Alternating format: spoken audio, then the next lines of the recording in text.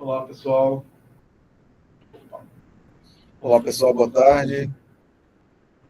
Olá, pessoal, boa tarde. Bem-vindo a todos e a todas. A gente começa daqui a 2 minutos a apresentação de Renzo Torrecuso, que vem participar da disciplina de colóquios do programa de pós-graduação em Engenharia Biomédica. Renzo Torrecuso acabou de ingressar no nosso departamento como professor, como pesquisador visitante, através de edital específico do CNPq, que atrai jovens brasileiros que estavam no exterior. Ele vem do Instituto Max Planck, em Leipzig, e vai falar para a gente sobre análise de dados de ressonância. E, Renzo, por favor, fique à vontade. Depois a gente faz um mini bio seu no final, tá bom?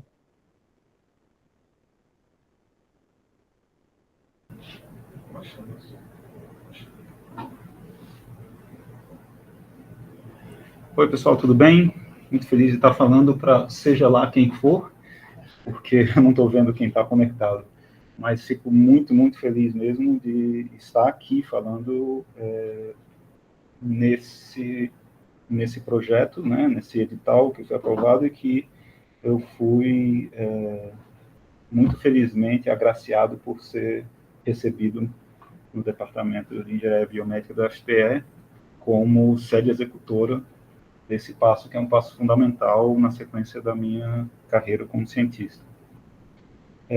O Nivaldo falou que eu ia fazer uma bio rápido de mim, mas eu já preparei no slide uma breve bio. O meu trabalho, né, nos últimos anos, foi sobre as melhorias metodológicas, né, de fMRI, de tarefa e de repouso, e para isso a gente utilizou Parkinson e Tourette. Vocês vão entender por que eu fiz essa pausa dramática para dizer utilizou. O meu background, primeiramente, eu sou violinista, né, formado pelo NESP. Aqui foi uma apresentação em 2023 no hall da Filarmônica de Berlim, com a Orquestra Filarmônica de Leipzig, onde eu toquei por 2 temporadas.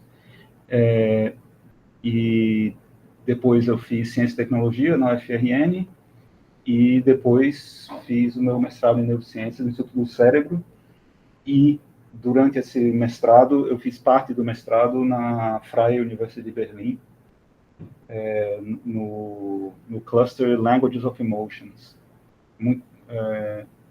Depois disso, quer dizer, durante o meu mestrado, com essa associação com a Freie University, a gente teve a sorte de publicar um trabalho, claro que eu sou suspeito para falar, mas muito interessante, no qual a gente mostrou a percepção de sintaxe musical utilizando o EEG, e a parte que eu acho mais suculenta desse trabalho é que a gente mostrou em níveis pré-atencionais, né, que a gente manipulou corais de Bach, simplesmente trocando a posição da primeira parte do coral de Bach e deixou a parte final exatamente igual, e percebemos que a percepção era diferente se perdia-se a coerência da harmonia entre as duas partes do coral de Bach. E depois disso, eu iniciei o meu doutorado no Max Planck Institute em Leipzig, né, for Human Cognitive and Brain Sciences, e lá a gente publicou sobre melhorias de modelagem de fMRI em Parkinson. E isso a gente vai ver em breve, os detalhes, e eu estou escrevendo um manuscrito da segunda parte do doutorado, que é em Tourette. Beleza. Então, qual que é a pergunta central do doutorado? Que melhorias, né, a gente pode fazer metodológicas para fMRI de repouso e de tarefa, né, resting state e task fMRI, e para isso a gente quer contribuir com a literatura de Parkinson e de Tourette, dos estudos motores, mas a gente também quer usá-las para poder sugerir coisas puramente metodológicas. Então, é meio que uma simbiose aí. A gente oferece alguns achados, mas o nosso foco, diria, 60% é metodológico. Então, essa apresentação vai ser basicamente, eu vou falar sobre o que é fMRI e BOLD, depois eu passo para Parkinson, dou uma breve explicada na anatomia, né, do motor loop, né. Vocês me desculpem, vai ter frases, termos que eu vou falar em inglês, porque nos 6 anos eu passei falando inglês, eu ainda estou virando ele para português. Mas é aquela alça motora, né, motor loop, alça motora. E aí, eu vou falar do impacto, né, do levodopa nessa alça motora, e qual a utilidade, né, da levodopa para essa investigação. Aí mostro como que foi o experimento e os resultados. E, spoiler alert, né, a gente vai mostrar que uma das formas de modelar o sinal, que é uma luva não magnética, né, eu coloquei magnética, mas exatamente o contrário, ela é não magnética, melhora a sensibilidade para captar o sinal do motor cortex, do córtex motor principal, e a outra forma, event related, é boa para identificar núcleos da base. Depois, a parte de Tourette, também a mesma coisa, falo bem rapidamente sobre o que é a síndrome, aí eu vou explicar o método que a gente vai utilizar para investigar, os resultados, e a conclusão, que é basicamente mostrar um método para identificar como remover indivíduos dos múltiplos cohorts que a gente está utilizando, que podem supostamente reduzir a qualidade do sinal, e com isso a gente deixar de identificar regiões que caracterizem as redes de Tourette. Bem, vamos lá então. Certo. fMRI, né? Functional Magnetic Resonance. O fMRI, ele basicamente ele capta, né, flutuações de algumas propriedades, como oxigenação, flow e volume do sangue, né? E a gente vai focar aqui só na parte que é da oxigenação, que é o BOLD, né? Blood Oxygen Level Dependent. E beleza, como que isso para a gente entender qual que é a ferramenta que a gente está usando, né? Em 1990, Ogawa descobriu que a deoxihemoglobina, ela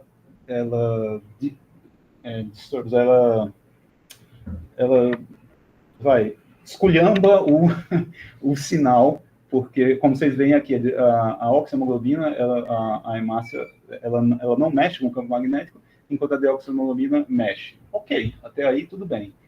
Mas se a gente vê a fisiologia do cérebro, né, só uma coisa rápida, quando chegar a 40 minutos, me fala, 30, tá? Por favor. Outra coisa rápida, porque eu estou indo lento. Eu gostaria de sugerir, você pode ficar à vontade. Tá. Era você mudar para aquela cadeira, porque a gente não te vê direito aqui no vídeo por conta da luz. Mas essa essa é a benesse da palestra. Eu sei que tem esse objetivo, mas a gente tem que talvez ver você melhor. O que você acha? Rapaz, é uma mudança rápida. Beleza, mas talvez o cabo não chegue. Né? Chega. É mais perto para ele aí. Ele não vai fazer curva. Ele vai sumir um pouco a imagem, porque ele é meio sensível. Foi. Beleza.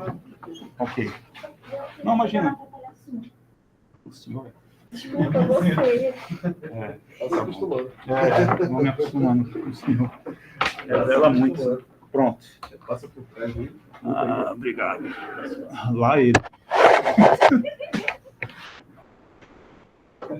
Você não sabe como o senso de humor varia. Agora entre ver você aí, mas eu nem sei como ninguém está me vendo, mas ótimo. Beleza, continuando. Então, como a gente estava falando, né? Beleza, o Ogawa fez essa grande descoberta que a deoxihemoglobina atrapalha, né, o sinal. Então, você percebe um distúrbio no sinal, né? Ela reduz o sinal. Beleza. Aí, considerando a fisiologia, né, da vascularização no cérebro, né, a gente vai ter, num estado basal, vai ter deoxihemoglobina e hemoglobina, certo? Então, essa esculhambação que ele está fazendo no sinal, a redução do sinal, ela está aqui num baseline, né? Está entrando tal, e tá saindo, então a gente tem prejudica o sinal. Aí, com a atividade neural, obviamente, ele vai prejudicar ainda mais, né? Ele vai dar, os neurônios vão consumir oxigênio e você vai ter uma redução da oxihemoglobina e um aumento da deoxihemoglobina. Show! E aí, quando a gente caracteriza essa dinâmica, né, a dinâmica do hemodynamic response, né, a resposta hemodinâmica, a gente já vê que esse consumo aqui esse consumo inicial dá esse dip aqui, né, esse initial dip, que é o pouquinho. Só que o que faz ele dar esse pulo do gato, literalmente, aqui, é que a fisiologia, né, aqui determina que quando existe alguma sinalização de que foi consumido oxigênio, esse é o dip inicial, né, ele dá um verdadeiro inundação, digamos assim, de sangue, né, aumenta muito o sangue oxigenado, né, e a região fica brutalmente mais oxigenada, e o que antes era um baseline fica muito, muito desequilibrado no sentido de aumentar o sinal, porque antes só tinha muito mais deoxihemoglobina roubando o sinal, né? Então ele fica muito mais positivo. Mas aí né? O volume, ele não vai ficar enchendo isso aqui de sangue oxigenado, e aí ele começa lentamente a voltar, né? Apesar de ter o volume demora um pouco para voltar, mas o consumo continua, e aí aos poucos vai aumentando a quantidade de oxihemoglobina até o ponto de ter um segundo dip aqui, né? E depois de 30 segundos volta tudo ao normal. Então, isso daqui é o sinal de Bold. Bold é isso. Bold é esse comportamento, e é daí que vem o sinal. Só que isso daqui é minúsculo, né? É tipo 6% do Magnetic Resonance Signal é isso. Tem água, tem um monte de outras propriedades físicas que produzem o sinal e que a gente consegue medir. Esse aqui, o sinal é muito pequeno, essa contribuição. Então, para isso é que existe o Task fMRI, né? O fMRI de tarefa, que é repetir um monte de vezes para poder potencializar e ver um efeito do que a gente for estudar, né? Então, o clássico é a gente modelar, né? Modelar o sinal com um General Linear Model, na qual a gente vai ter uma previsão de quando que vai ter um determinado sinal e uma previsão de quando o sinal não vai aparecer. E para isso a gente atrela um task, uma atividade. Então, digamos, a gente mostra um estímulo visual e a gente vai prever que vai ter uma atividade na região, seja lá qual for, do cérebro, que vai responder a isso. E aí a gente bloqueia e o próximo passo não dá nada para essa função. Por isso se chama Functional Magnetic Resonance. Porque para a função da visão, a gente vai esperar que em algum dos voxels que a gente está medindo, vai aparecer alguma coisa para isso. Então, a gente considera o cérebro inteiro e mostra de novo outro sinal, e aí fala, beleza, aqui naquele momento a gente mostrou isso, então vai aparecer alguma coisa ligada a isso. E aí a gente aqui não aparece nada para aquela função e etc. Então, o que vai acontecer? A gente está interessado na atividade neural, certo? Mas só que o que interessa mesmo é sangue, né? A gente quer ver onde que vai estar o sangue nesse momento. Então, se a gente quer sangue, a gente tem que modelar esse sinal com aquela função que a gente viu anteriormente, a hemodynamic response, né? Porque aí a gente vai ter uma previsão de que quando isso acontecer aqui, claro, isso vai estar no mínimo, né? Mas a gente quer saber o que essa atividade de sangue vai produzir em relação a isso daqui que aconteceu no começo. Porque a gente vai ver mais para frente, tem várias funções nossas, por exemplo, como movimento, que algumas regiões do cérebro são ativadas só no começo. Então, a gente tem que modelar o sinal de acordo com o sangue, e não só com a atividade. Então, a gente modela, né, isso daqui e joga no General Linear Model. Pois bem, quando a gente vê uma figura de fMRI, a gente vê esse cérebro e acha que está pegando fogo aqui e aqui, né? Não. Mas isso aqui é um mapa probabilístico de quais são as chances dessa região aqui, que teve uma similaridade com essa modelagem, acontecer by chance, né? Essa daqui, por exemplo, essa região aqui era a região da visão, né? Você vê no córtex occipital. Não sei exatamente, mas está aqui, eu acho que é a região da visão. É só um exemplo. Calcariano, né? E aí, quando a gente faz o P lá de 0,05, a gente vê que isso daqui, as chances disso acontecer por acaso são mínimas. Já na região frontal aqui, a gente vê que ele não tem nada a ver, né? O P vai ser bem menor aqui do que aqui. Então, esse é o task fMRI. Por que eu estou falando isso? Porque você quer voltar o slide para a foto? Mas vai ter muitas coisas para você tirar. Beleza. Por que eu falei tudo isso? Porque para entender os achados do Parkinson e por que são pertinentes, é legal que fique claro isso. Outra parte que precisa ficar claro é o motor loop mais em detalhes, né?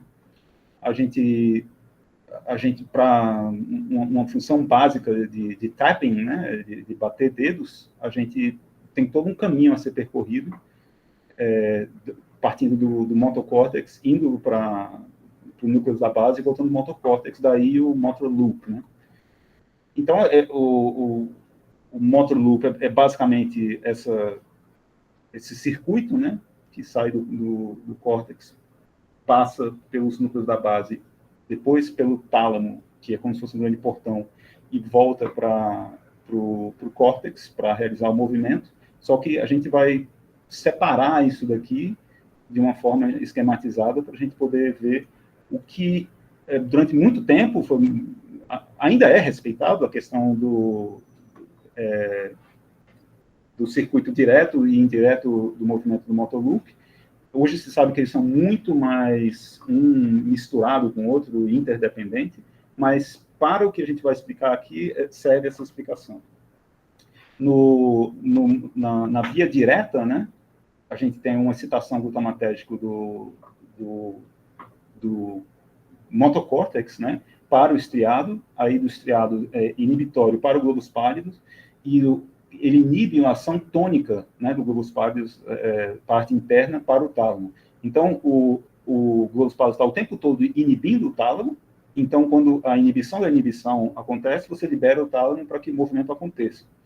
Na via indireta, a gente tem a inibição da inibição da inibição tônica. Então, aqui você facilita o movimento e aqui você inibe o movimento. Tem um equilíbrio, né, dessas duas vias para que o movimento funcione.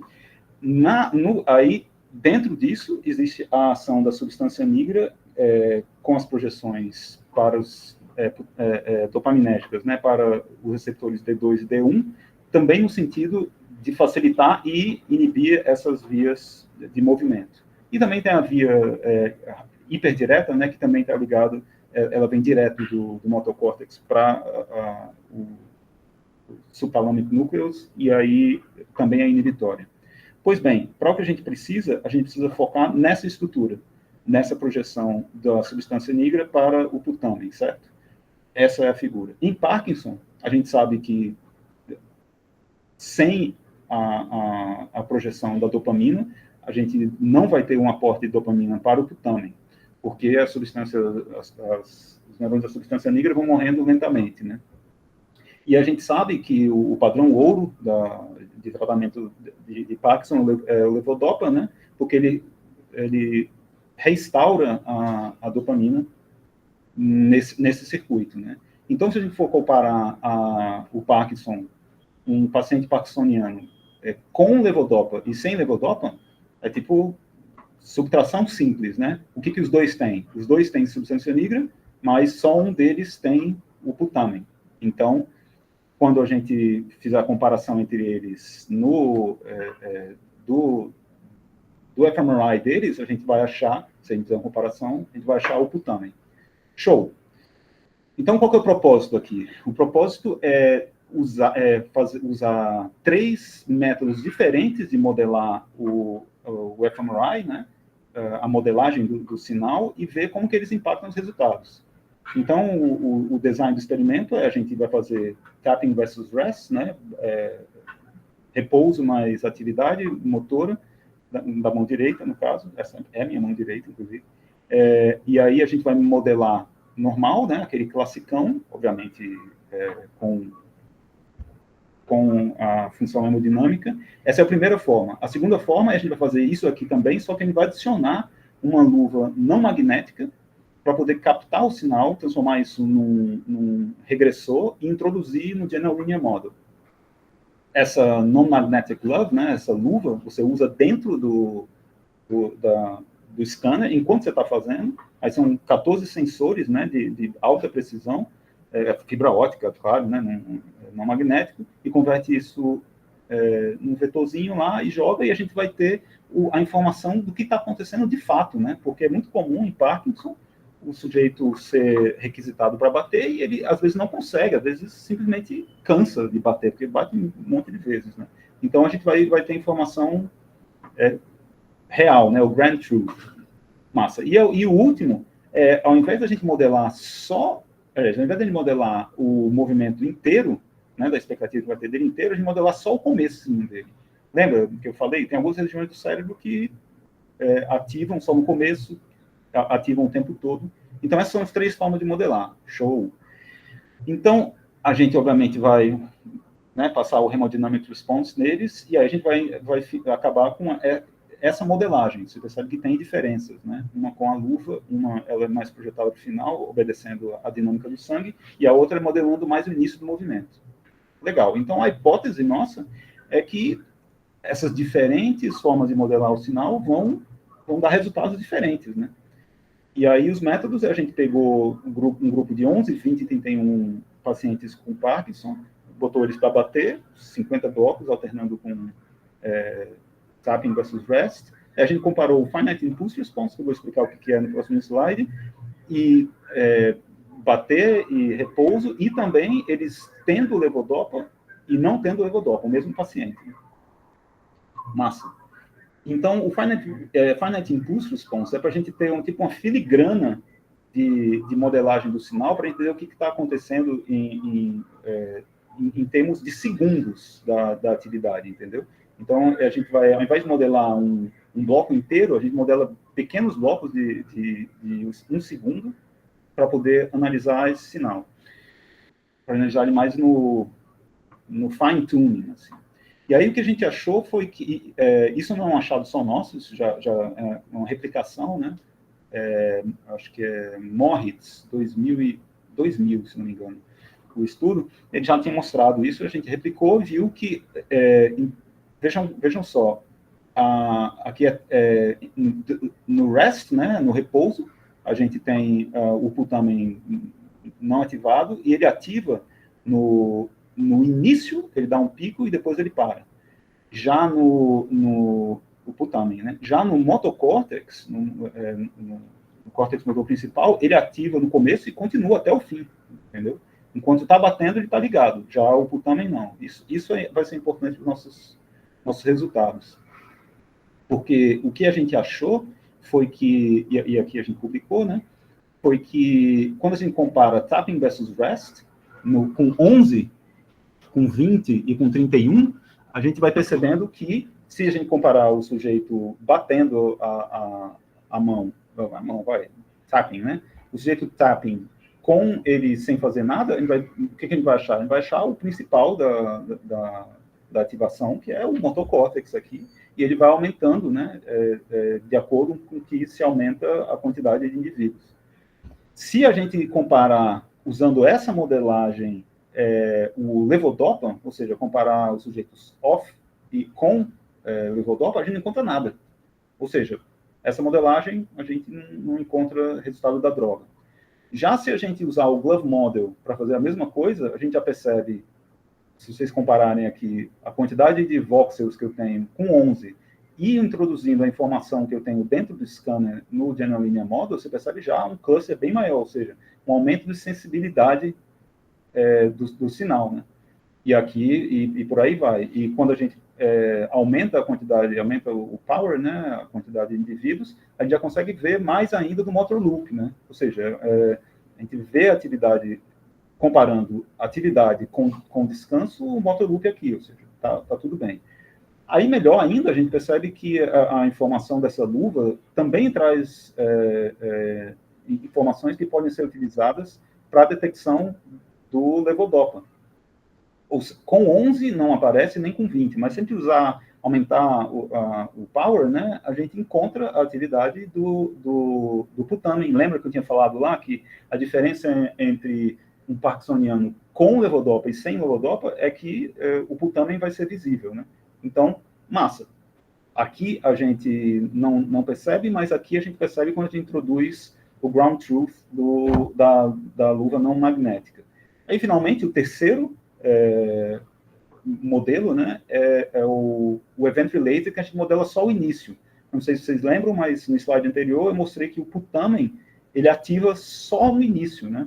Então, deve ter alguma relevância isso. E o que acontece? Logo no começo, a gente pega só o esperado, né, que é um pouquinho do motocórtex, que é uma região muito maior, tal, muito mais voxels, mas já com de 20, a gente já percebe a presença do putamen, e com 31, ao contrário dos demais, né, a gente percebe um monte de voxels aqui, não só do putamen, mas do basal ganglia em geral, né, mostrando que esse modelo, em relação aos demais, ele consegue captar a assinatura, temporal signature, né? A assinatura temporal dessa região específica do cérebro, né? Então, ele é região específica, modelagem sendo utilizada para a região. Aí, quando é para comparar a presença ou não de droga, né, levodopa on e off, ele é ótimo, né? Porque já no começo aqui, com apenas 11, utilizando essa modelagem, que é uma modelagem que leva em consideração o timing, né, da atividade do putamen, a gente acha já de cara aqui. Massa. Então, a conclusão é que o levodopa para o event-related é padrão, é ótimo. Se a gente quer estudar aquele órgão específico, aquela região específica do putamen, considerando o seu timing, é melhor usar o event-related, que é esse daqui. Já se a gente quer estudar a região do córtex motor, é melhor usar a luva, porque já no começo é muito sensível.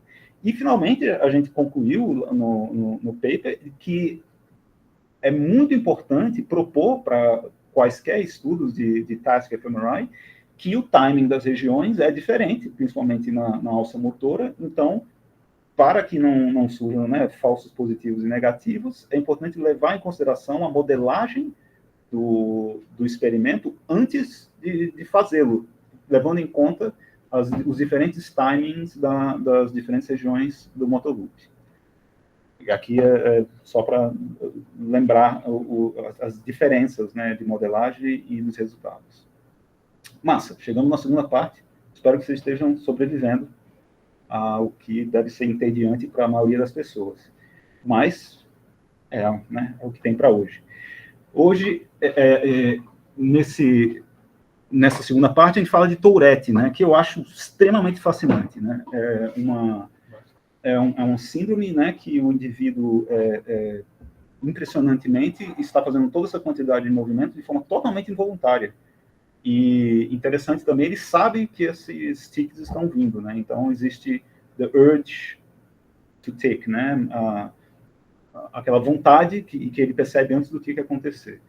Até agora, o que a teoria mais aceita é que haja uma disfunção inibitória no motor loop, né? Vocês lembram que naquela parte inicial que tem uma série de vias inibitórias, né?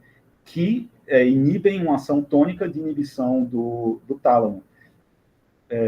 Então, se você, né, prejudicar a inibição da inibição, você vai ter movimentos que acontecem sem o seu controle, né? Pois bem, a técnica que a gente vai usar é Resting State fMRI, fMRI de repouso.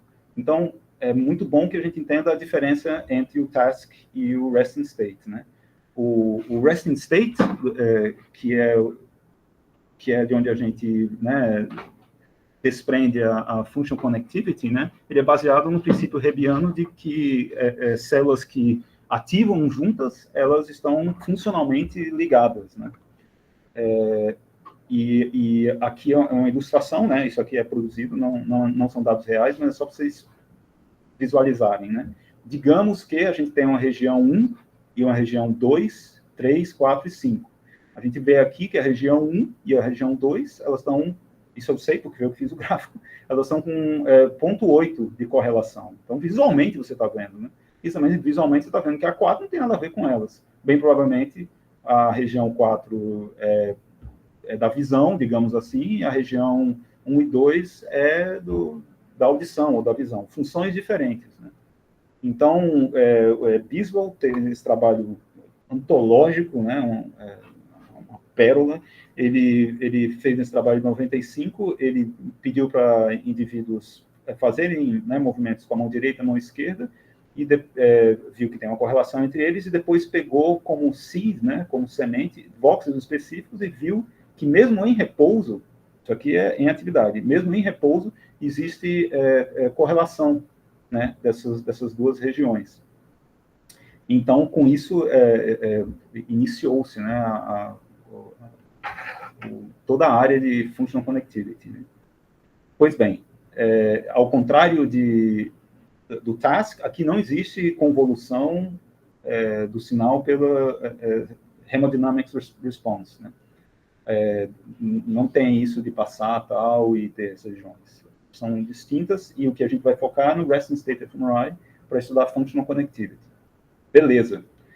Então, a métrica que a gente vai usar, ali é o método, a métrica que a gente vai usar, a primeira é Intrinsic Connectivity, que é o quê? Que é basicamente considerar todos os voxels, né, aqui é uma máscara de todos os voxels do cérebro, e fazer basicamente uma correlação de cada voxel com um par de um voxel com todos os outros do cérebro, né? É uma somatória, né? E vejam que aqui ele está integrando na massa de todo o cérebro, mas integrando pelo espaço, né? E, ou seja, ele acumula conectividade no decorrer de todas as regiões. Então, ele favorece elevando ao quadrado, ele favorece as regiões que são mais fortes, né? Então, ele meio que pune as que são mais fracas. Então, isso é muito, muito útil para a centralidade. Já a segunda métrica que a gente vai usar, que é Roy to Roy, ela é um dot product, né? Produto escalar, né? Produto escalar de cada uma das regiões, né? E ele está integrando não no espaço, mas no tempo, né? E também em todo o cérebro, todas as regiões do cérebro. Mas aqui, como ele não está ao quadrado, né? O Pearson Correlation aqui, que corresponde ao Pearson Correlation, ele não só não pune, como ele capta regiões que sejam de pouca, né, conexões longas, mas que não sejam tão fortes assim, mas ele capta. Então, ele capta long and short distances, né? Ele capta relações globais e locais, enquanto aqui está mais para a centralidade. Show. Bem, a utilidade disso, do Intrinsic Connectivity, é que ele serve para identificar hubs, né? Qual a região está dominando ali localmente, e no Pairwise ele serve para a gente fazer desenho de redes, né? Porque ele considera regiões que sejam longes, mas sejam ainda representativas. Massa. E a terceira métrica foi feita na mão, na unha mesmo, que é basicamente contar a quantidade de conexões que existem para cada sujeito dentro de um limiar de correlação. Por exemplo, a gente faz um Pearson para Pearson... Opa, isso é meia hora. Vamos lá. Para um Pearson Correlation de 0,7, esse indivíduo tal vai ter 8 conexões no cérebro, certo? Então, a gente faz isso para todas elas, né? Por exemplo, no cohort 1, o sujeito 1 vai ter 300, o sujeito 2 vai ter 400, e etc., para todos os cohorts, né? vocês sabem cohorts, né? Todos os datasets, né, de um determinado local. Então, é basicamente isso. Ele conta a contribuição de ligações que cada sujeito tem, em média, para aquele cohort. Vamos indo. Bem, aqui são os cohorts, são os datasets que eu analisei. Tem esse de Leipzig, Paris, Hannover A, Hannover B e um segundo de Leipzig. Massa. Com o resultado de centralidade, a gente achou o seguinte, que o Leipzig a gente achou um monte de resultado, né, com o mesmo tipo de análise, comparando Tourette com controls, né, a gente percebe que, comparando Tourette com controls, a gente tem um aumento de centralidade nessa região e uma redução nessas regiões mais frontais. Só que a gente, basicamente, só achou resultados assim, significativos nessa região, né, nesse cohort. Quando a gente fez o edge count, a gente achou uma coisa bem interessante, que é aqui, ó, considerando todos os cohorts, né, com as diferentes correlações, né, a gente viu que a quantidade de conexões que o cohort 1 tem era sempre maior do que os demais, certo? A gente viu também que os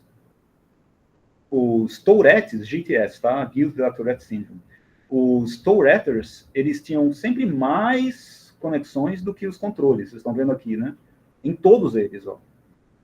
Então, o que a gente achou aqui? A gente achou, primeiro, que Tourette, GTS é Tourette, tá? GTS tem uma característica de ter uma hiperconectividade comparado com indivíduos normais, entre aspas, e existia meio que uma hierarquia aqui, que um dos cohorts, que foi o cohort, vou voltar aqui para vocês verem, que foi o cohort que a gente achou resultados de centralidade, basicamente só ele tinha, só ele que aparece como sempre tendo mais conexões, né?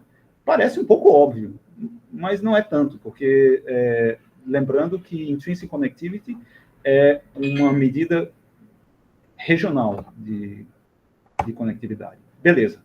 Então,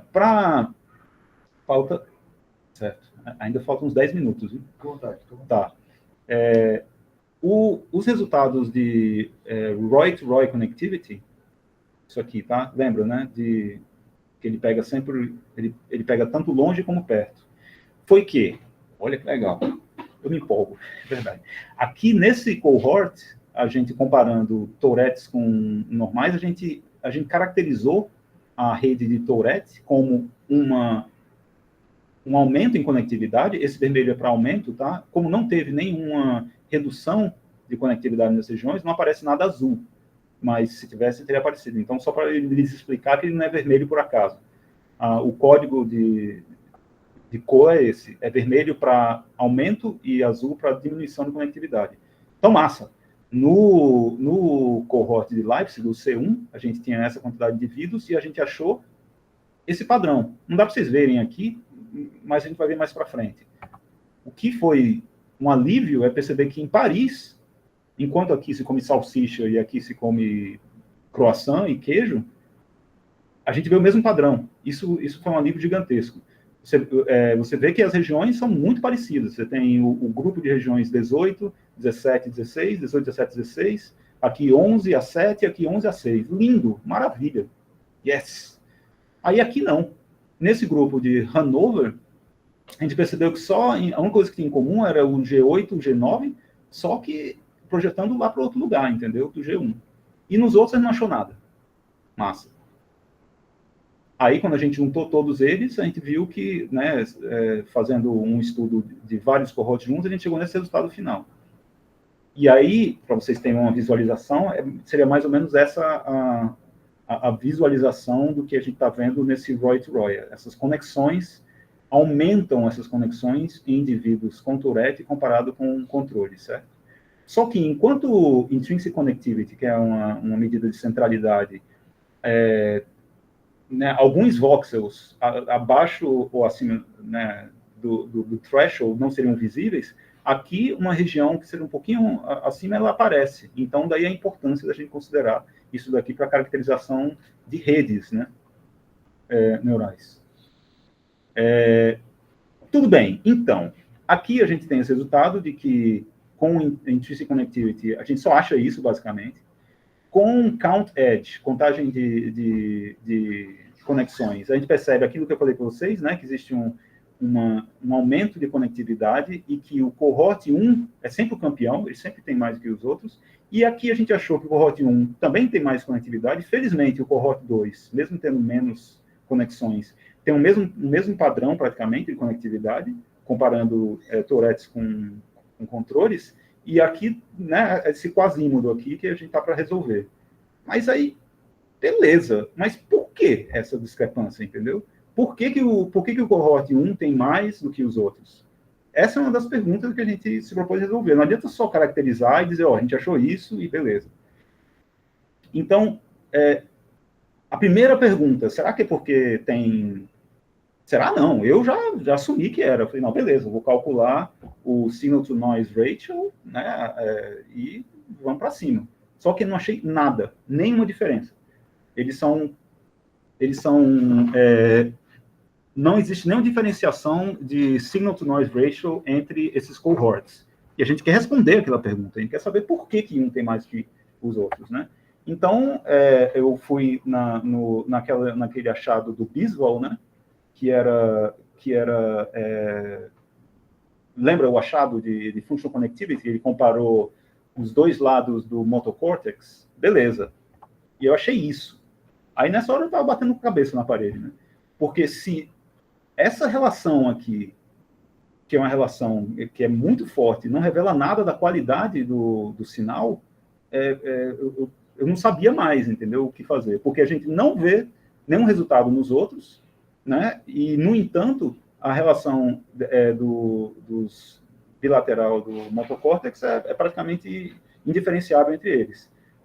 Aí eu fiquei muito puto, tal, e, perdão o termo, e aí eu fui procurar em quase todas as regiões a conectividade, a diferença bilateral, né? O que eu fui achando é que se eu comparar bilateral, a correlação bilateral entre putamen, aí sim. Aí eu consegui ver que diferenciar que existe.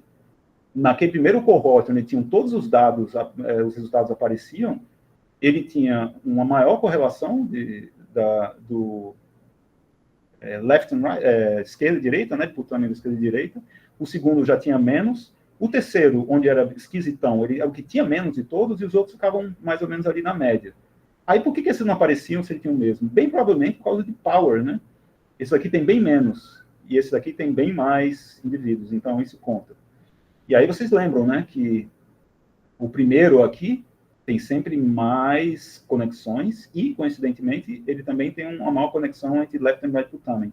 Então, eu decidi usar essa métrica, né, para, se ele pode ser uma forma confiável para diferenciar dois cohorts, eu posso finalmente fazer a pergunta que eu acho mais poderosa do estudo, que é essa. Se na procura de melhoria de sensibilidade, será que aumento de cohort, ou seja, pegar milhares de indivíduos, vai representar um aumento de sensibilidade?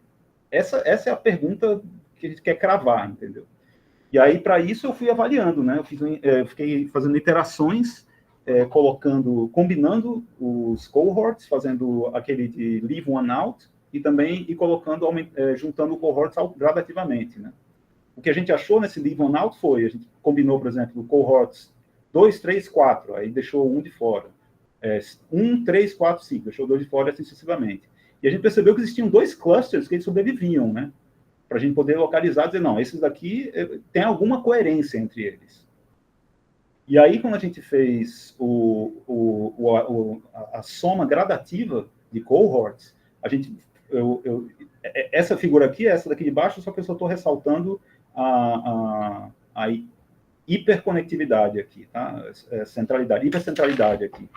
Então, para a gente poder visualizar, a gente começa com 1, né? Esse é o 1, e a gente tem essas estruturas aqui, né? Vocês estão vendo aqui o putamen, blá, blá, blá, frontal orbital, beleza. E aí, quando a gente adiciona mais um cohort, a gente vê que aumenta, né, o tamanho dos clusters. Show. Só lembrando que um dos objetivos aqui é responder aquela pergunta de se a gente aumentar o power, né, isso vai representar um aumento de sensibilidade, de captar as regiões, né? E aí a gente percebeu que aumentando o 5, que era o primeiro que tinha mais conectividade entre o que tinha mais conectividade, correlation, o que tinha mais correlação entre os putamens, depois do segundo, depois do terceiro, nessa ordem. Aqui está o 5, porque ele era o terceiro que tinha mais, estão entendendo, né?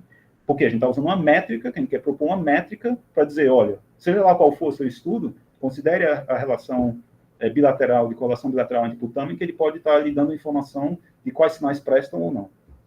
Aí, quando a gente colocou o quarto, que era o piorzinho, veja, os voxels vão caindo, ou seja, vai perdendo sensibilidade do sinal. E quando aumenta o pior de todos, o quasímodo cai bem, né?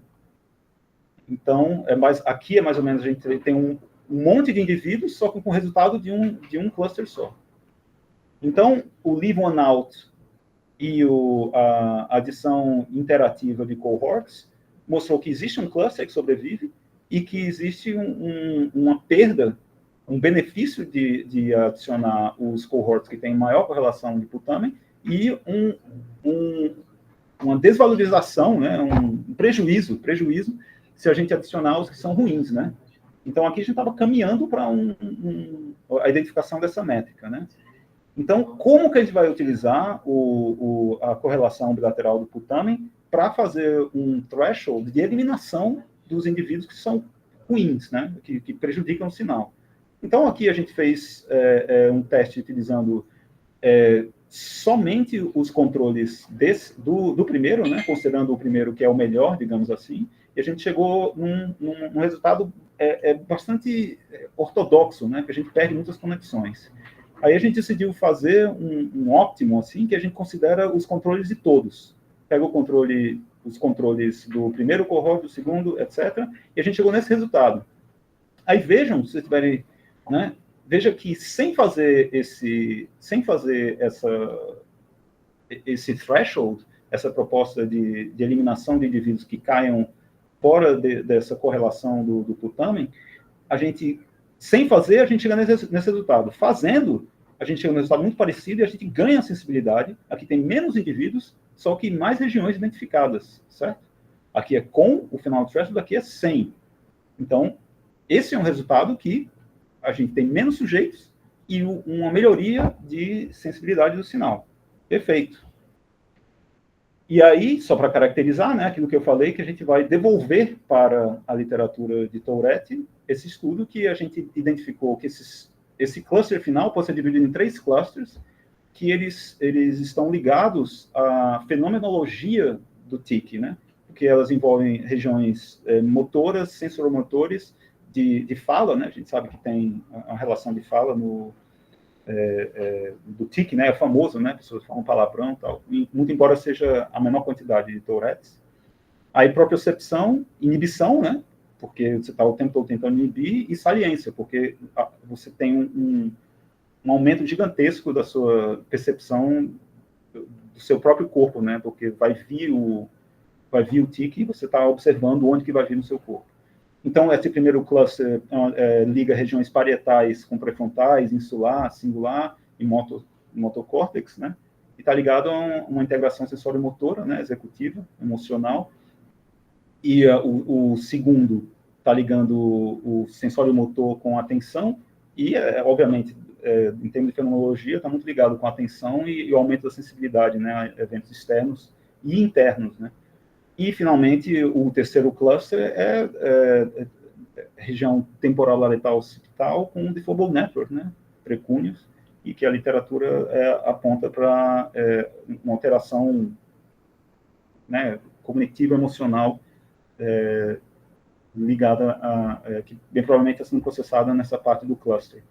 Então, as conclusões finais é que na primeira parte do meu trabalho, a gente conseguiu, né, propor melhorias, né, de fMRI, especificamente o task-based se beneficia bastante, né, da luva para o motocórtex e o event-related para a identificação da droga, né, do levodopa. E no resting state, a gente... desculpa, tá errado isso aqui, tá? White matter. É um typo. Aqui é correlação do putamen, bilatroputamen. A gente mostrou que, para estudos multicêntricos, né, considerando vários cohorts, é indicado, né, para um estudo de resting states, functional connectivity, se você está estudando, né, distúrbios motores, que levam em consideração a correlação bilateral do putamen como um critério para selecionar indivíduos da qualidade dos dados.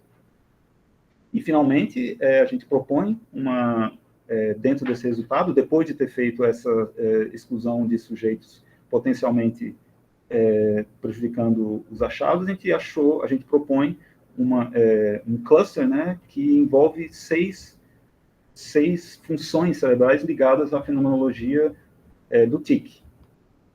Finalmente, só em agradecimentos, né, o professor Nikolaus Weisskopf, que é diretor do nosso instituto lá, o Carsten, que foi meu co-orientador, brilhante cientista, pessoa essa palavra aí que eu não lembro mais, mas eu sou super amável, ajudou muito, muito na minha tese, e ele tem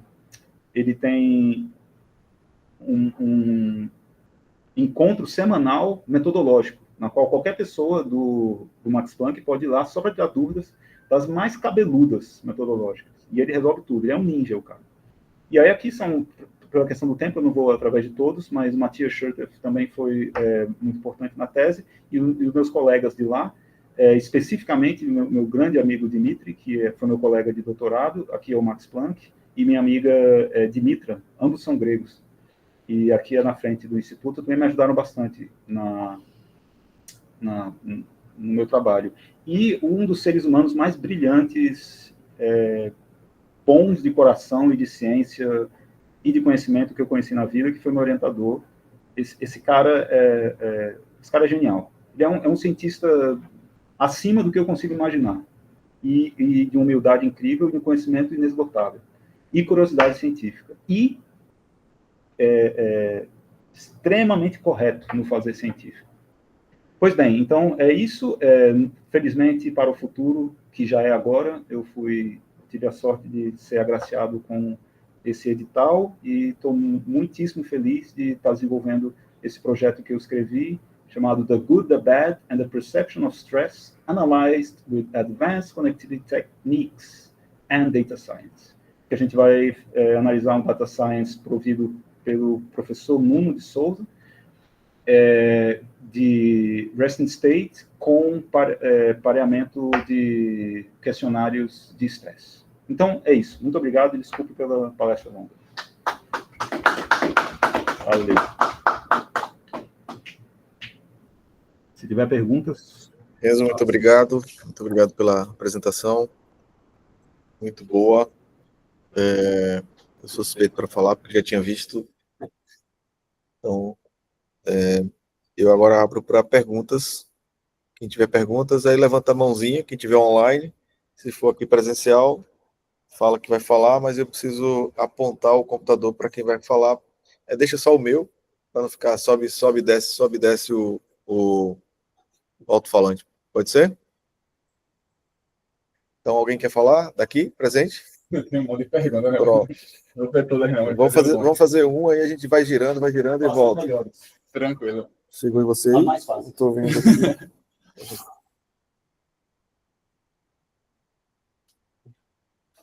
Pronto.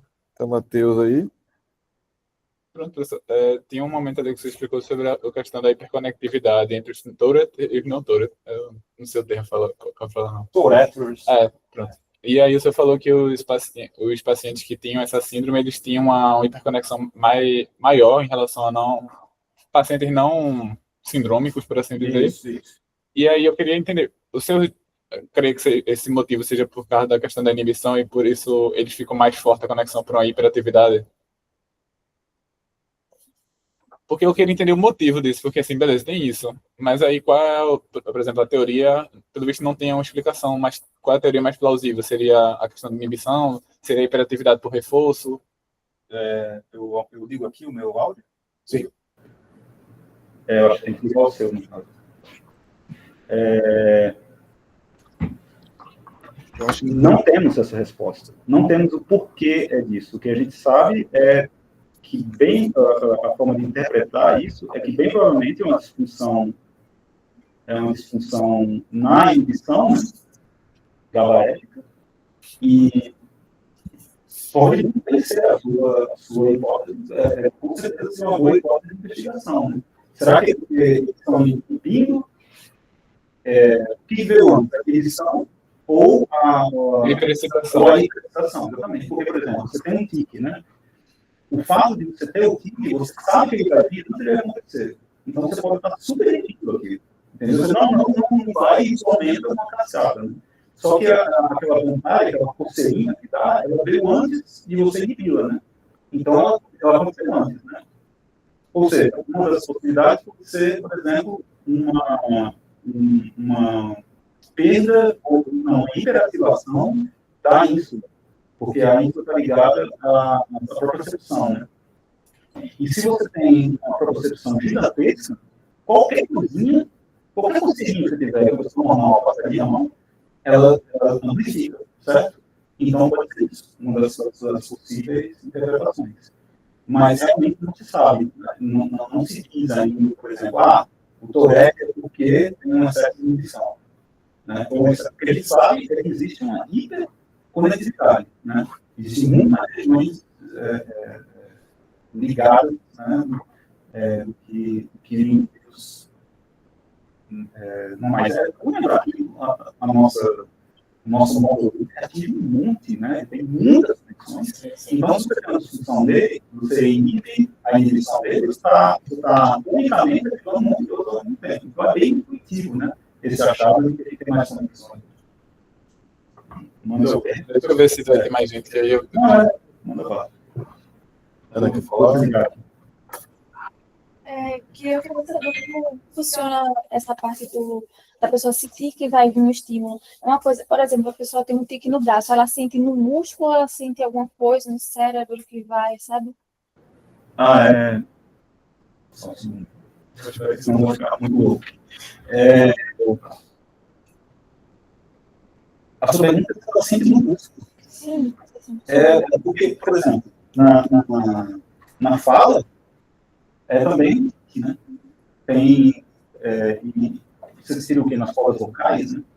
Eu tenho impressão, eu não tenho Tourette, né? Não tenho experiência, eu poderia falar disso, mas a literatura fala que o urge, né, a vontade de dar o tique, ela primeiro tem desconforto, tem algo desconfortável, entendeu? Então ela precede a questão tópica daquele músculo, daquela região que vai subir. Primeiro você tem desconforto, depois ela vai e faz, entendeu?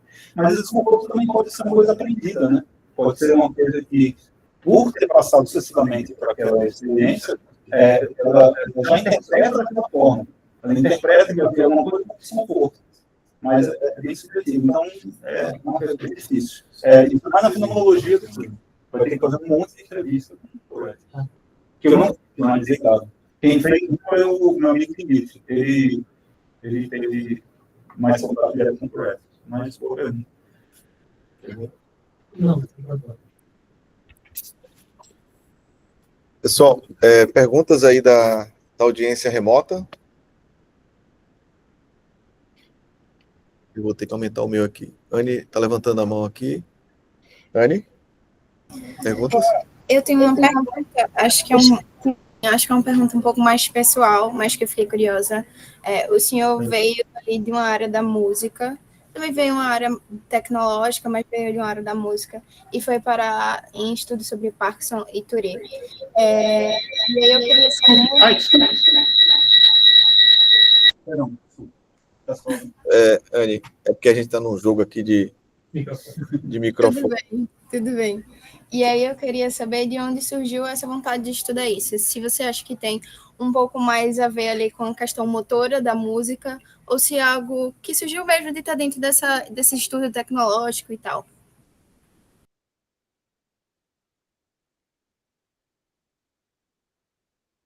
Obrigado. Bem, mas eu acho que a pergunta, no caso, é para o Nivaldo, né? Não, porque ela falou senhor, tal. Senhor, o senhor aqui é melhor.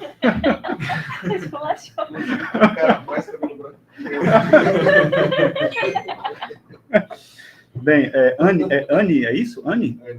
Anne. Anne, a pergunta é por que eu fui... Por que eu fui... Se aumentar seu volume, ela Ah, tá. Você está me ouvindo? Você está me ouvindo? Alô? Eu que não estou ouvindo ela. Eu sim, tô ouvindo. Tá no máximo. Oi, tô ouvindo sim. A gente não te ouve. O som está saindo da TV por causa do HDMI. Uou! Pronto. Oi. Tá me Alô, ouvindo? alô? Oi! Show, agora sim. Agora sim. Pronto. Anne, desculpe, eu fui brincar com o Nivaldo, e aí ele me deu uma invertida e foi tão forte que eu esqueci a sua pergunta. Portanto, não brinque com o Nivaldo. Não, a pergunta o senhor veio da área da música, né? Mas também Isso. veio de uma área tecnológica também. Mas não pode chamar de senhor, senão ele esquece. Desculpa. Tá.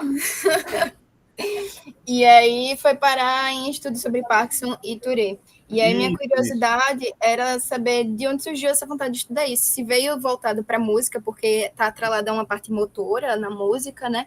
Ou se veio realmente dessa parte tecnológica e tudo mais. Certo. Veio assim... Deixa eu responder essa pergunta bem. Eu estou tentando... Eu queria deixar normal aqui, né? É só parar de compartilhar. Tá, beleza. Parar de apresentação. Beleza. Então, assim...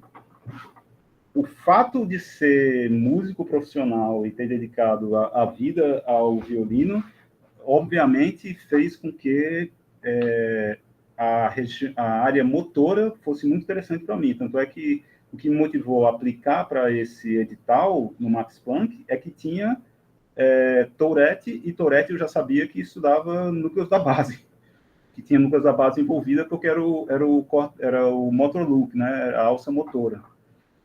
Mas, Anne, vou ser muito sincero,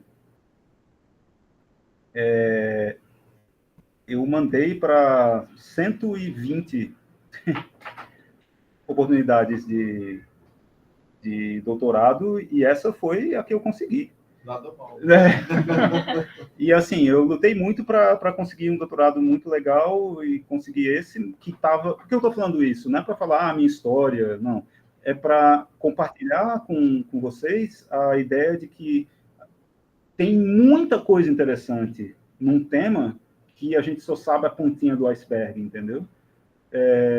Eu, por exemplo, super me empolgo, não sei se vocês perceberam, eu super me empolgo com essa apresentação, do que provavelmente para vocês foi chato, mas e quando eu comecei o meu doutorado, eu nem imaginava que existia, entendeu?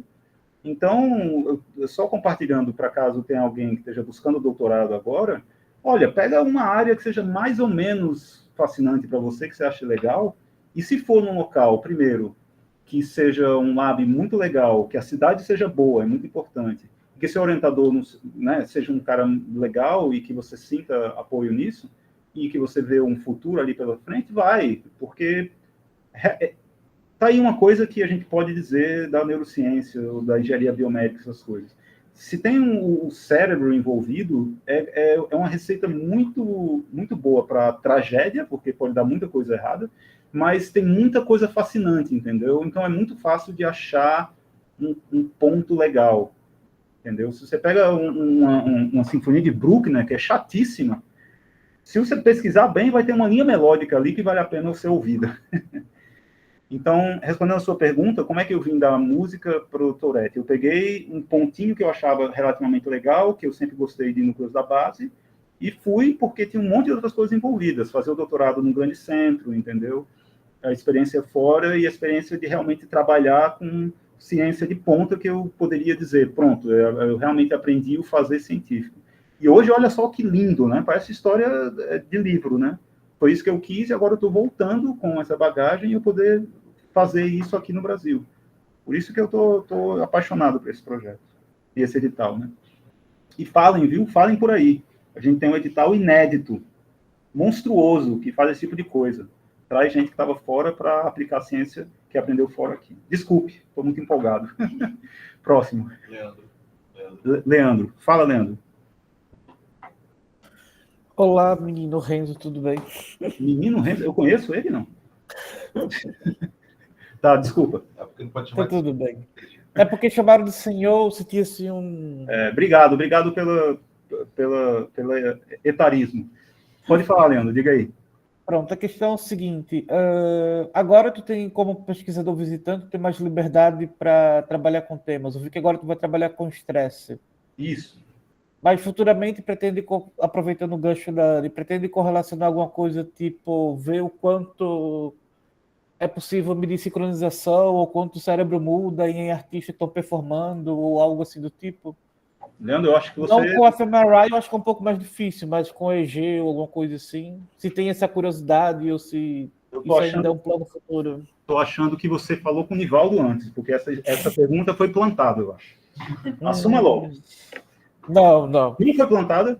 O que a gente bota na TV? Porque... Não, mas vai perder o som, Nivaldo. Não aumenta aqui. Tá. Bem, então respondendo, Leandro, obrigado pela pergunta e ela veio muito boa hora. Uma das minhas maiores satisfações foi, como você viu, aquela publicação do PNAS em Neurociência da Música, né? E hoje em dia... O quê? Só um segundo, tem um problema técnico aqui. Você está me ouvindo, né, Leandro? Você tem que trocar a entrada da TV pro HDMI. Você tem que jogar... Tá, beleza. Porque aí a gente ouve aqui. Ok, espera um pouquinho aí, Leandro. Mas acho que é na TV que tem que fazer isso. Eu acho que é na TV.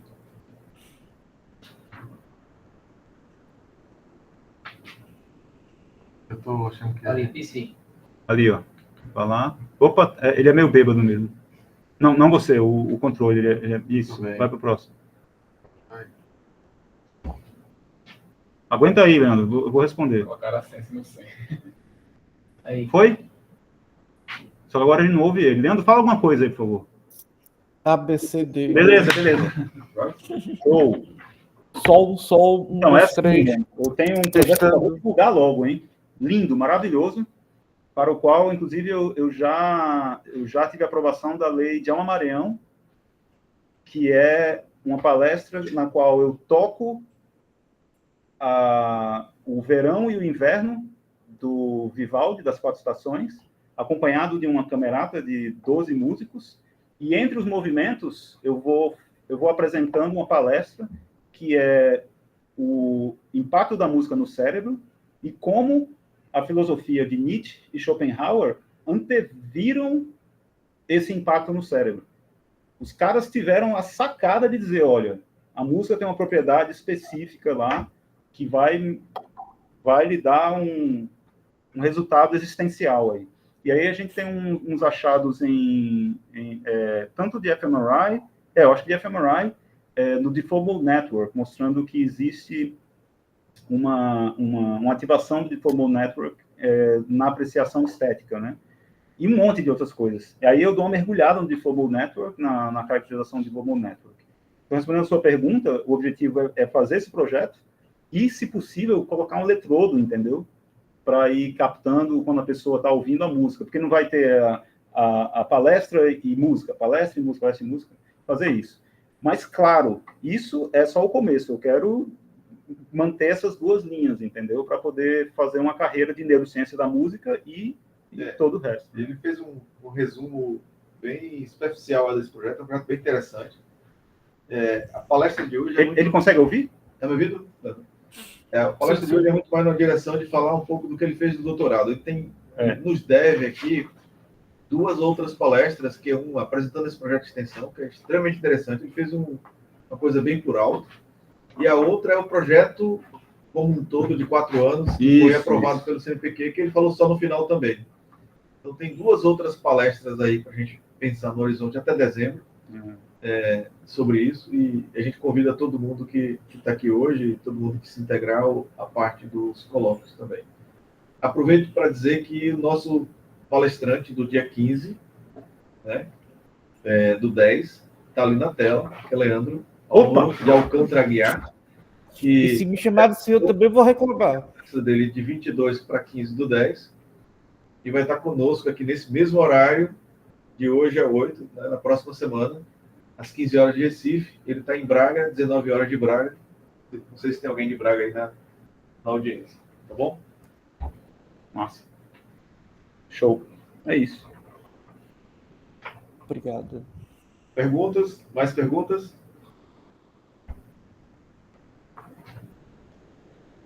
Eu tenho uma pergunta aqui que Não sei se eu falar agora vai dar problema. Vai? 1, 2, 3 e não deu, né? Tá bom. Você pensou em usar medidas não lineares de similaridade, tipo informação mútua? Você já ponderou que o que você está buscando aí talvez não seja buscando similaridade, não seja linear, né? Talvez a relação de similaridade entre as séries temporais que você está buscando, ela não seja uma relação linear. Né? A relação de Pearson exige isso, ela só captura relações de similaridade que são lineares.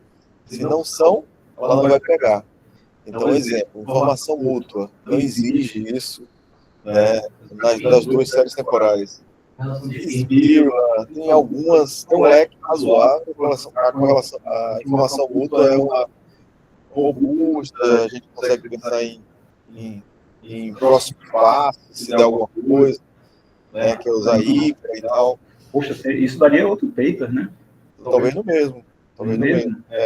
Pode dar a mesma coisa, ou seja, a relação de similaridade é linear, se der a mesma coisa. Sim, mas não é linear. Mas se não for, ela vai capturar coisas que você não captura hoje. Pois é. Não, e ótimo. E não já está pronto para isso, rodar em informação mútua é MI. Então, uma funçãozinha ridiculamente simples lá no Python para fazer isso, entendeu? Massa. Legal. Então, o side script do negócio será que a relação de similaridade é linear? Se for, informação mútua e Pearson darão a mesma coisa. Não dará muita vantagem usar uma ou outra. Se não, aí talvez seja o caso de tentar outras. Excelente. Vou atrás disso. Muito obrigado. Top. Questão de pensar aí. Inclusive, lançar a mão do conhecimento local aqui, né? Tem algumas perguntas sobre a prioridade do pessoal da disciplina. Mas acho que ninguém... Eu acho que a galera o pessoal da disciplina está aqui. Como é online? É online. Quem quiser, levanta a mão, por favor. Vou passar aqui para Edson, por aqui. Tem algum vazio.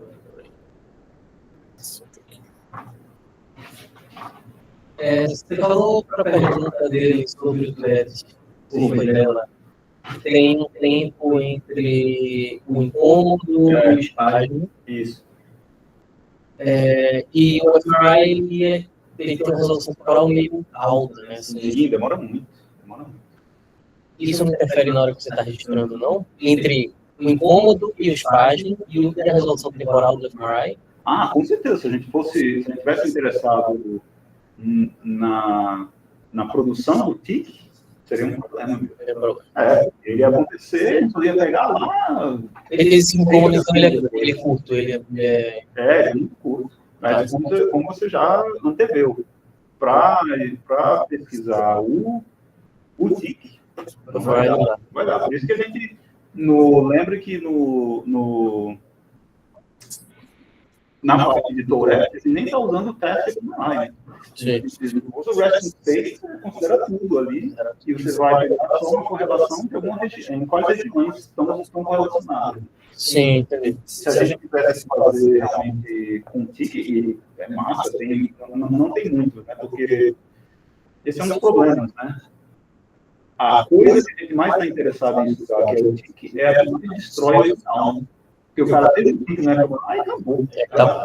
Vai ter que excluir alguns genes ali, então você está fazendo. Então, é um trabalho gigantesco para limpar o final. Mas tem estudos que estão investigantes. Qual o tamanho dessas séries temporais? Varia. Algumas delas têm 10 minutos, algumas delas têm 4 Quantas minutos. amostras? 422 volumes, na maior. Então, série temporal. Um voxel no tempo. 10 minutos, eu disse. Quantas amostras? 422. Amostras? 422 frames em 10 minutos. Depende, você quer fazer o quê? Sei lá, complexidade.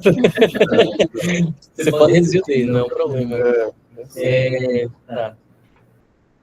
Ele tá aí com uma lista pra gente. Não, pode fazer. Eu tô aprendendo sobre... Na outra pergunta, pensando na hiperconectividade, ele tem uma carinha de avalanche também? Sei. A carinha aí tem que chegar perto para ver. Isso é uma coisa meio super crítica, assim? Não sei. Podemos ver,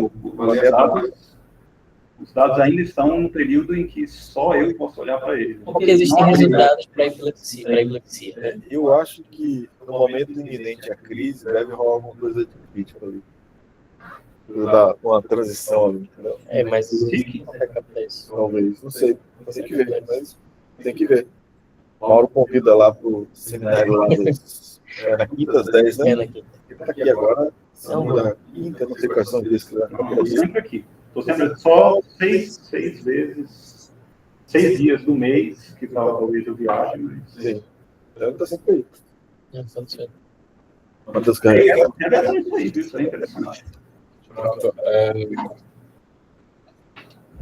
Teve uma primeira questão, por exemplo, em uma comparação entre M1 e poxa, não me da base, esqueci o... Não está falando da base, comparou M1, acho que era E aí ele falava que no começo o problema se ativava, depois se desativava e M1 permanecia. Tem a ver com aquilo que você estava falando sobre iniciação do movimento em Parkinson, né? Foi aí o que eu pensei. Assim, eu não estudei teoreticamente de Parkinson, não, mas aí minha teoria foi o seguinte, que ele é sempre muita teoria. Que, por exemplo, a gente sabe que o Putama ele vai trabalhar juntamente com o cérebro em refinamento motor primário, e aí talvez essa ativação inicial seja de refinamento, e depois que você vai só fechando e abrindo a mão, ele vai fazer no sistema da automação, mas por isso não refina tanto. E no começo ele ativa e depois desativa. E eu queria saber se provavelmente deve ter reparado disso. Você está me dando aula já, e para mim eu só concordo, eu acho. É por aí, sim. Porque assim, Faz sentido, né?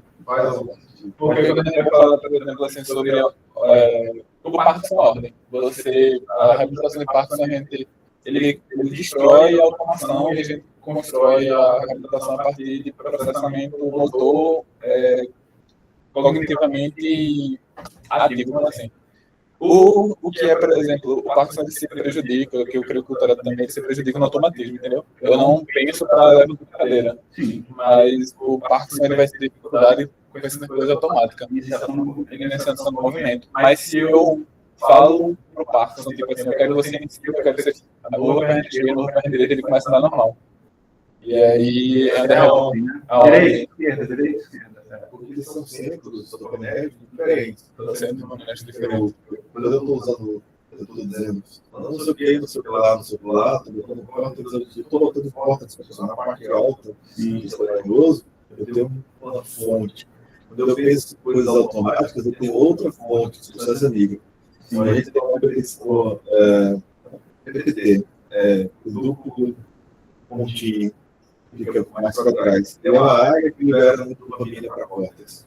Então, a gente não só tem um núcleo, a gente não fala de Parkinson, pensar déficit dopaminérgico, e parece que é só isso. E só tem um lugar no cérebro que solta dopamina, que é uma substância não, para esse tipo de movimento automático.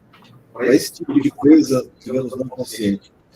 Para coisas que têm concentração, atenção e tal, são outras. Então, talvez não tenha a dopamina da nível, mas em outro lugar. É uma grande possibilidade de ele sempre ficar na migra, mas não é só, ele não deixa na migra toda, ele está substância compactada dentro da migra, que é uma responsável da dopamina. E aí a Turi, ela, porque assim, dentro da neurologia tem uma série de doenças que falam, por exemplo, hipercinéticas e hipocinéticas, e no caso, ela é uma hipocinética com primor e hipercinética de correção, ou seja, ela diminui a movimentação, sendo que o tumor, na verdade, ele não é do Parkinson, é uma tentativa do cérebro de corrigir a hipocinética por não ter uma informação direita. E o Tourette não, já é ao contrário, ele é hiperatividade. Mas aí tem algumas áreas específicas, quando eu vi a ressonância magnética funcional, que coincidem entre o Parkinson e a Tourette de hiperatividade. Você vê as áreas mais centrais ali. E outra coisa, assim, já puxando para outra dor de loteria, por exemplo, quando a gente vai mostrar ali a ressonância magnética de atividade, no lóbulo direito, na região do hemisfério direito, tem muitos padrões semelhantes ao TDAH. E aí também ficaria a sintomatologia, tanto de falar coisas que não deveriam, porque ele tem essa coisa de falar palavrão, baixaria em geral, hiperatividade, como o TDAH também tem. E aí, outra dúvida seria, será que algumas correções clínicas que eu uso para o TDAH, seja o neurofeedback ou o TDCS, que é a estimulação magnética transcraniana, também poderia servir para esse tipo de TDCS. Não, a estimulação magnética transcraniana também poderia servir para tratar o Tourette, que são usados, por exemplo, o que eu estou falando sobre o método de integração, Estimulação magnética. CMS, por exemplo. TDCS é o quê? Eu esqueci o que é TDCS. Corrente. Terreno com né? Eu troco as coisas. Será que clinicamente poderia justificar também tratar isso Tourette com algo que, por exemplo, poxa, é porque eu esqueci o nome, né? Pega um negócio de uma área e usa para outra. O pessoal de engenharia faz bastante. Generalização, não. Mas generalização não é algo que fosse clima. Não, tudo bem. Eu não li ainda um artigo falando sobre o uso de TMS para Tourette. Claro que faz sentido, você já falou tudo. Você só bateu a sua bola para cortar. Só que eu não vi ainda, não achei, não tem, não tem, entendeu? Mas, como a minha área foi muito de análise de dados, né, mergulhei na análise de dados, eu me dei satisfeito, errado, que eu sei que como, mas eu me dei satisfeito com uma busca por conhecimento na área que me interessava, que era analisar e entender as partes que eu não tenho. Eu nunca parei de pensar poxa, será que tem TMS? Mas, claro, isso é pertinente. Só não sei se vocês estão usando. Olha, você já falou aí, cara. Não, é sentido aqui. Assim, clinicamente faz sentido, mas assim, análise de dados, que é o que eu estou me ensinando agora, agora tem mais base, né? Eu comecei a entender melhor, porque, por exemplo, a análise das interconexões justifica muita coisa que, para mim, eu sempre busco para a clínica, que é a minha cultura. O meu grande amigo Dimitri, ele está na parte de coleta de dados de Tourette. Quem sabe, né? Você se interessa por um doutorado em base orientado por ele. Nada mal. Extremamente recomendado. O Dimitri é uma das pessoas mais inteligentes que eu encontrei na vida. O meu orientador, na minha tese, eu coloquei que eu tive um grande orientador e, como colega, é work in progress do meu orientador, que é o Dimitri. Então, é isso aí. Se você for questionar. E aí? Não tem alguma pergunta? Perguntas? Vou dar um giro aqui, voltando. E aí, pessoal, então, mais alguma pergunta na audiência? Senão a gente vai encerrar, já são 16h30. 1h30. Alguém? Se não tiver pergunta, eu vou parar a gravação aqui. Agradecer imensamente, Renzo, por se disponibilizar, vir estar aqui conosco e participar desse colóquio da Engenharia Biomédica. Foi um prazer tê-lo aqui conosco, recebê-lo nesse momento que ele inicia a trajetória dele aqui na UFPE, que a gente espera que seja longa, que comece com essa de pesquisador visitante e depois se estabeleça de maneira mais permanente. Vamos ver. E agradecer a todos que separaram um tempo para estar aqui conosco. A gente está começando esse processo, é um processo que demanda um tempo para ter adesão. Então, obrigado a quem pôde participar e até a próxima. Dia 15/10, próxima semana, a gente tem Leandro Aguiar, da Escola de Medicina da Universidade do Minho, que vem falar conosco aqui. Muito em breve a gente divulga o título e o resumo da palestra para todo mundo que esteve aqui e outras pessoas em lista, em rede social, tá bom? Muito obrigado.